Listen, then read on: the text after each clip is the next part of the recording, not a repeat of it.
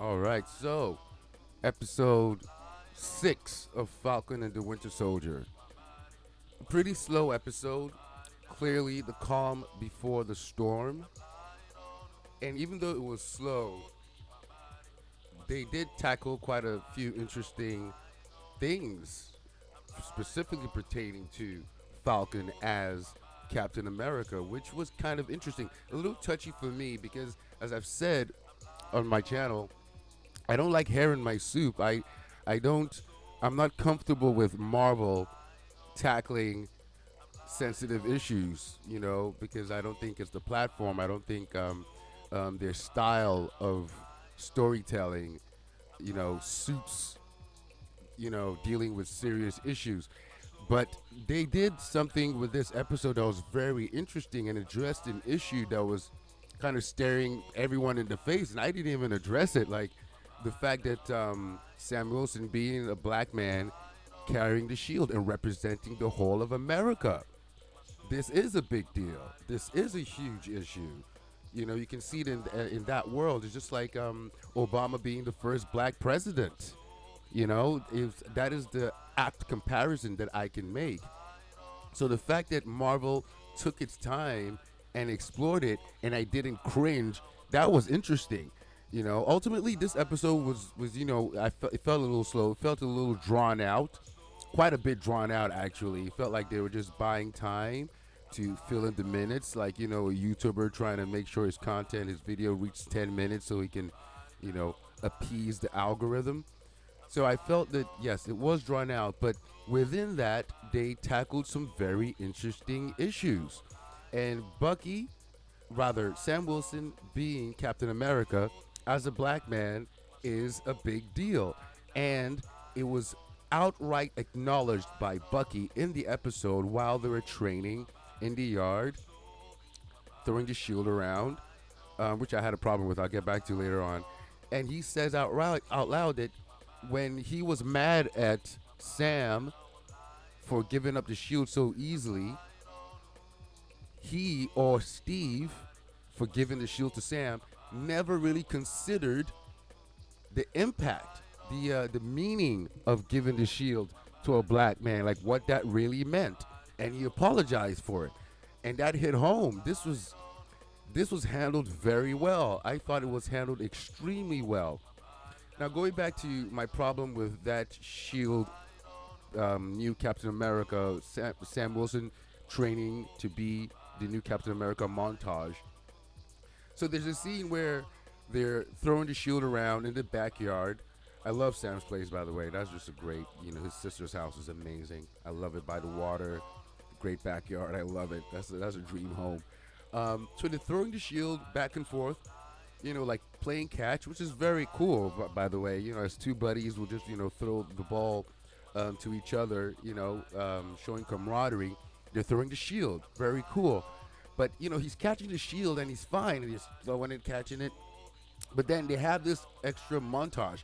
And I mean emphasis on extra because this is going back to what I was saying. Like, it just seemed like they were drawing the episode out, right? It seemed like we already got that montage. But then we got this extra montage of Sam learning to throw the shield again after we just saw him effectively use the shield with Bucky.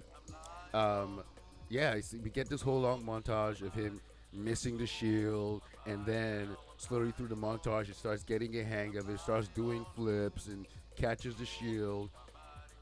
And I felt that was kind of unnecessary. But I guess they needed to do that to show that he's now picking up the mantle as Captain America. I didn't feel it was necessary. I was pretty bored, and I was rolling my eyes. And then the episode ends with the Flag Smashers' big hit on the GRC vote. Right? They're having this vote in New York, and the Flag Smashers, they got Batroc. I really like seeing Batroc the Leaper, man. Like George St. Pierre, he's got a new career, just like Batista, man.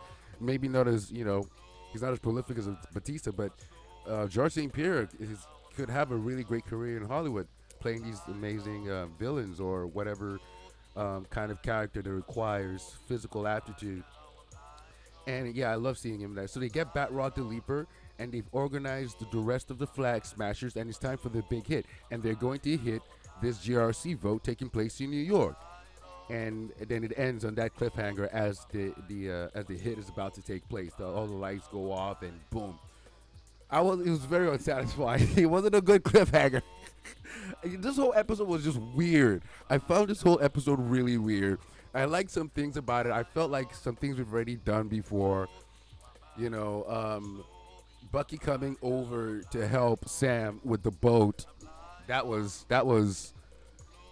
whatever, man. Whatever. Like the whole show is about Bucky and Sam learning to tolerate each other.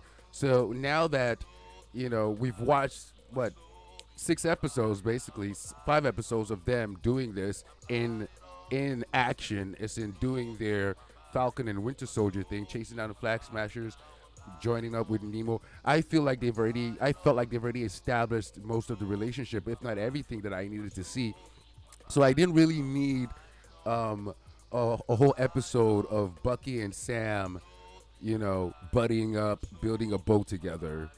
You know, I guess that's nice to see, but I didn't care. I thought it was a waste of time. I think I thought the whole show was dedicated to that, and we already got all that we needed with regard to that situation. So yeah, so this episode was a mixed bag for me. Great start, started off with a great action sequence with Bucky and Sam taking the shield back from John Walker. John Walker is becoming increasingly interesting because he's becoming more and more the U.S. agent. And if they do a Thunderbolts TV show, he's already set up amazingly. So to see him come back would be amazing because they've done such a great job here. Yeah, I love the way that he feels betrayed. He's clearly crazy. And this cameo that they were talking about, who was this person? Is this great cameo everybody was talking about? Let's see. Who is this person they were talking about? That was this woman played by what's her name? The lady from Seinfeld and Veep, which is an amazing show. Let's see, Falcon and the Winter Soldier. Who is it? Who was the person? I don't know. Yeah, Julia character in Falcon. Julia Louis Dreyfus. I can never remember her name. Julia Louis Dreyfus character in the Falcon and the Winter explained. In the penultimate episode of Disney Marvel's The Falcon and the Winter Soldier series, fans are treated to a cameo that no one saw coming. Julia Louise Dreyfus made a surprise appearance in the 5th installment of the miniseries, and her character's introduction could have serious implications for the Marvel Cinematic Universe. Who is she? We're going to dive into her character's role in the comic books, but we should also issue a spoiler warning for episode 5 of The Falcon and Winter Soldier, since we have to discuss it. Who is Julie? After the graphic, violent events at the conclusion of episode 4, John Walker, Wyatt Russell, has his shield taken. Who is she? I just want to know. Tell me. As a major super spy in the Marvel Universe. Valentina was created by John Steranko. Wow, yeah, he's amazing. John Steranko was an amazing personality, not just an amazing artist. He did a lot of great work for. He had all these really psychedelic imagery in his style, and he recognized himself as a magician, as a well-traveled gentleman. So he was quite a big personality. So he had all these psychedelic imagery to his style when he drew comic books. So he did Doctor Strange and he did Nick Fury. So this is interesting that he was the one that created this. Well, I guess this makes sense. A super spy, Valentina is a super spy in his Nick Fury book that he wrote. So who is she? Was created by John Steranko. Valentina was a highly trained combatant advanced, which helped her rise the ranks of S.H.I.E.L.D. She and Fury also became lovers in her time with S.H.I.E.L.D., but with spies you can never know. So she's part of, she used her resources to infiltrate S.H.I.E.L.D. to benefit Hydra. Okay, so she's a Hydra agent. Let's see what she looks like, Valentina.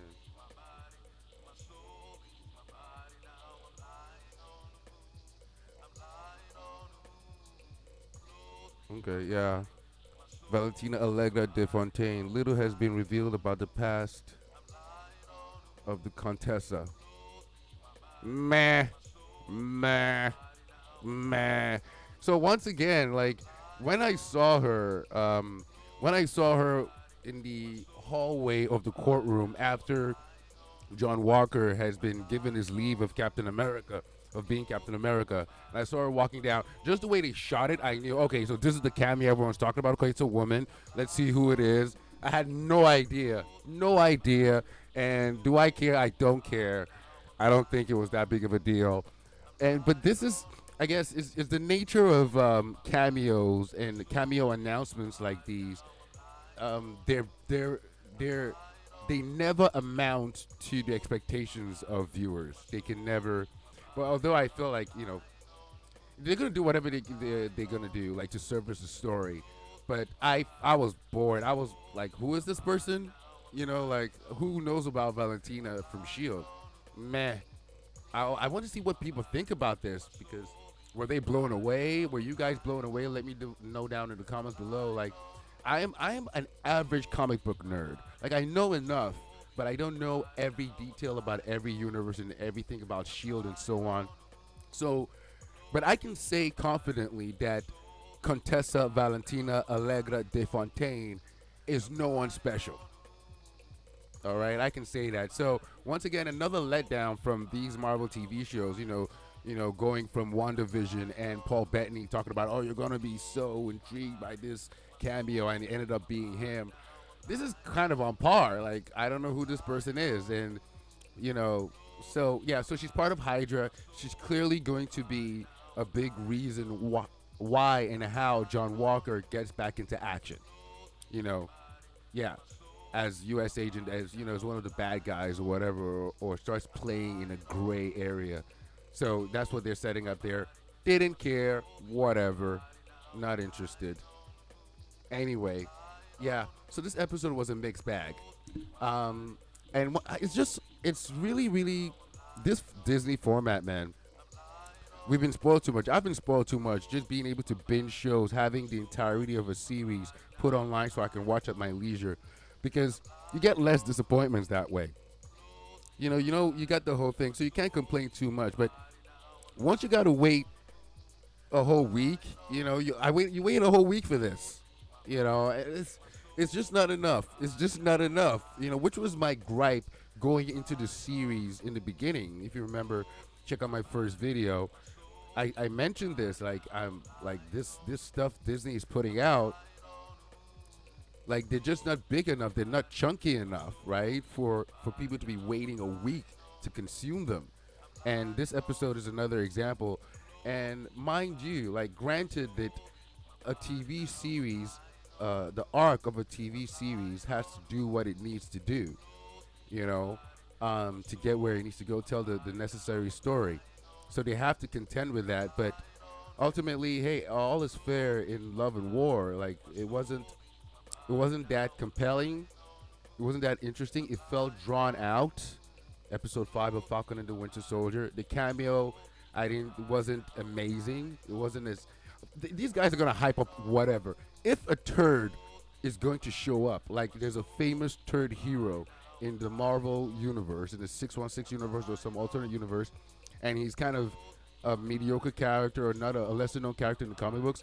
If he's going to show up in one of the TV shows, Marvel will hype it up like, oh my God, you have no idea who is going to appear in the next episode of Loki. Oh my God, it's going to blow your mind, and it's just a freaking turd. So they're going to hype it up no matter what. So I wasn't, hype trains are just, they're hype trains are non-existent. They're not real trains. So they're just like air passing by, like whatever. Never get on the hype train. Like, but you can't help but be excited. Like I was excited. I was like, okay, man, can't wait till Friday. You're gonna see who this cameo is, and it just ends up being Contessa Valentina Allegro de Fontaine. Don't care. Don't know who she is. And going forward, she's gonna be a big part, I guess, of the story of the Marvel universe. Great casting. I love her. I love Ms. Dreyfus. She's great. Check out Veep if you haven't seen it. But once again, this is just the smaller scale stuff.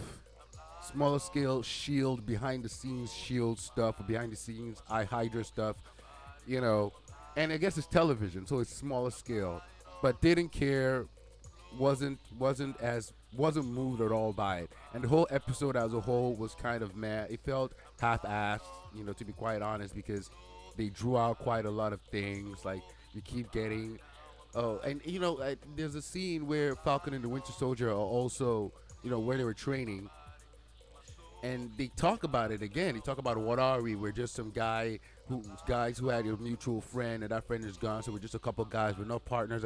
And it's just nebulous, and I'm like, I don't need it. Don't need to hear that conversation. Don't care. So it just seems so repetitive, right? But anyway, we're getting the last episode next week. So I guess we'll see how it all ends. And who's the big bad? So the big bad is the Flag Smashers. Who is the broker? Like, and they tease something with Sharon Carter in it. Like, she makes a call to somebody. I guess it was to Batrock. I think so, to hook him up with the Flag Smashers. If so, doll. But if it's setting up something for episode 7, okay, I want to see what that is, because it might suggest more about who she is. Maybe her character is more complex now. People have been theorizing that she is the power broker, and I don't think so. I hope not. And with only one episode left, people have been talking about who is the big bad of this show, which has been, the albatross of this show, in my opinion, is that it has no clear bad guys. No clear bad guys. And that always takes away from the soul of a show, from the atmosphere of a show, from the intensity of a show. So I think, and if it's the Flag Smashers, yeah, okay, it's the Flag Smashers. Great. But not that great, not that cool. Flag Smashers haven't been very interesting at all. Yeah, I haven't found them very compelling at all. So if they're the ultimate big bad, it's gonna end on a whimper. It'll maintain the level of intensity Falcon and the Winter Soldier has maintained throughout the series, which is just slightly above average, if not just average, right? So I think the last episode is gonna feature giving everything they've given us, right?